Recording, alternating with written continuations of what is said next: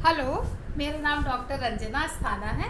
Political science के कुछ ऐसे टॉपिक्स जो सिलेबस में डिफाइन नहीं होते हैं लेकिन फिर भी ये एग्ज़ाम के पेपर का पार्ट होते हैं, ऐसे कुछ टॉपिक्स को लेकर ये वीडियो बनाया गया है। जिसमें कि लास्ट वीडियो में देखा था कि कैसे विश्व की राजनीति 1945 यानी द्वितीय विश्व युद्ध के बाद और 1990 के बीच में प्रभावित हुई और उसमें क्या क्या परिवर्तन आए, उसी को देखते हैं। उसी में से एक नया कॉन्सेप्ट उभर कर आता है जिसको कि हम गुट निरपेक्षता के नाम से जानते हैं, अर्थात नॉन अलाइनमेंट NAM के नाम से जानते हैं। आइए देखते हैं गुट निरपेक्षता क्या है। गुट निरपेक्षता का अर्थ है कि विश्व जो दो सुपर पावर के बीच में डिवाइड हो गया था, एक की अगुवाई कर रहा था अमेरिका जो कि पूंजीवादी था और दूसरे की अगुवाई कर रहा था USSR जो कि साम्यवादी था। इन दो समूहों को, इन दो ग्रुपों को शामिल ना होते हुए अपना स्वतंत्र अस्तित्व बनाए रखने की इच्छा रखने वाले राष्ट्रों ने मिलकर इस आंदोलन को अंजाम दिया, जिसे कि कहते हैं गुट निरपेक्ष आंदोलन के नाम से जानते हैं। गुट निरपेक्ष आंदोलन को अगर एक लाइन में हम बोलना चाहें तो दोनों गुटों से अलग रहकर, किसी भी गुट से निरपेक्ष रहकर अपने स्वतंत्र विकास को आगे बढ़ाना गुट निरपेक्षता कहलाता है। भारत की इसमें बहुत महत्वपूर्ण भूमिका थी क्योंकि गुट निरपेक्ष आंदोलन का जो कॉन्सेप्ट है वो भारत के प्रधानमंत्री और भारत के पहले विदेश मंत्री पंडित जवाहरलाल नेहरू, इंडोनेशिया के राष्ट्रपति सुकर्नो, यूगोस्लाविया के मार्शल टीटो और मिस्र के राष्ट्रपति नासिर के मिले जुले प्रयासों का परिणाम रहा है। 1961 में यूगोस्लाविया की राजधानी बेलग्रेड में इसका पहला सम्मेलन हुआ जिसमें 25 देशों के राष्ट्राध्यक्षों ने इसमें भाग लिया। तो क्वेश्चन आपका यहाँ से भी आता है कि प्रथम शिखर सम्मेलन कहाँ पर हुआ, तो आप बताओगे कि इसको यूगोस्लाविया की राजधानी बेलग्रेड में हुआ। दूसरा क्वेश्चन आपका यहाँ से बनता है कि बेलग्रेड कॉन्फ्रेंस का रिलेशन किससे है, तो आप बता सकते हो कि गुट निरपेक्ष आंदोलन से है।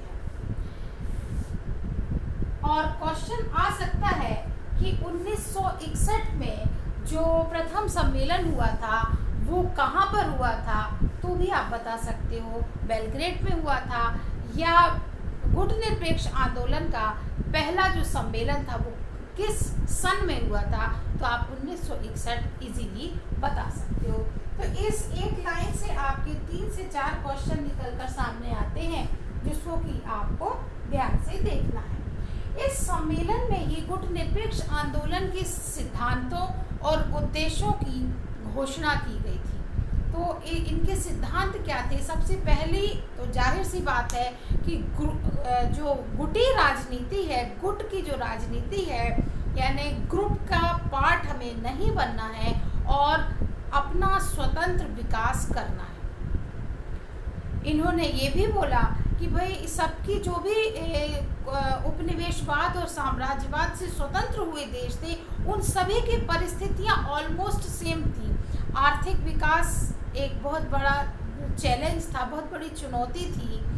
इनके पास राजनीतिक विकास करना भी बहुत बड़ी चुनौती थी क्योंकि सिस्टम को एडॉप्ट करना और सिस्टम को डेवलप करना दोनों में बहुत फ़र्क होता है। तो वो डेवलपमेंट जो था वो पॉलिटिकल डेवलपमेंट भी इनके सामने एक बहुत बड़ी चुनौती थी, उसको भी सामने रख के इन्हें आगे बढ़ना था। तो ये कैसे हो सकता था? बड़े देशों के साथ अगर हम मिल जाते हैं तो हमको उनके हिसाब से चलना पड़ेगा, लेकिन हमारी परिस्थितियां जो हैं उसको देखते हुए जितने भी ये राष्ट्र लैटिन अमेरिकी हुए, आपके एशियाई थे, अफ्रीकन थे, इन लोगों की सर्कमटेंसेस ऑलमोस्ट सेम थी।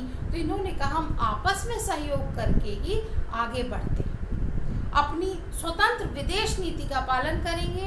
हमारी विदेश नीति किसी भी ग्रुप से प्रभावित होकर नहीं। साम्राज्यवाद उपनिवेशवाद के घोर विरोधी थे। सैनिक गुटों का हिस्सा बनना स्वीकार नहीं किया था। जो भी नेटो हुआ, सीटो हुआ, उनका हिस्सा नहीं बने थे इसके सदस्य। मानव अधिकारों के बहुत ज़्यादा समर्थक थे, ये समर्थन दे रहे थे। और जो हथियारों की होड़ थी उसका भी इन्होंने खुले तौर पर विरोध किया था। तो ये कुछ इनके एजेंडा थे, इनके कुछ लक्ष्य थे जिसको लेकर ये आंदोलन चलाया गया। तो आपके क्वेश्चंस जो आते हैं, कुछ क्वेश्चंस तो मैंने बताए और कुछ आपके इन सिद्धांतों से रिलेटेड भी आते हैं। कुछ आ सकते हैं राष्ट्र प्रमुख और राष्ट्रों के नाम को मैच करने के लिए भी आते हैं, और उन पर्सनालिटी से रिलेटेड कुछ इम्पॉर्टेंट काम अगर उन्होंने कुछ किया है तो उसको भी हम छोड़ नहीं सकते, उसको भी आपको ध्यान से देखना है। उम्मीद करते हैं वीडियो आपको पसंद आया होगा। इसको लाइक करें, शेयर करें और सब्सक्राइब करें, जिससे इसका आप ज़्यादा से ज़्यादा यूज़ कर सकें, इसका बेनिफिट ले सकें। Okay, thank you, bye bye.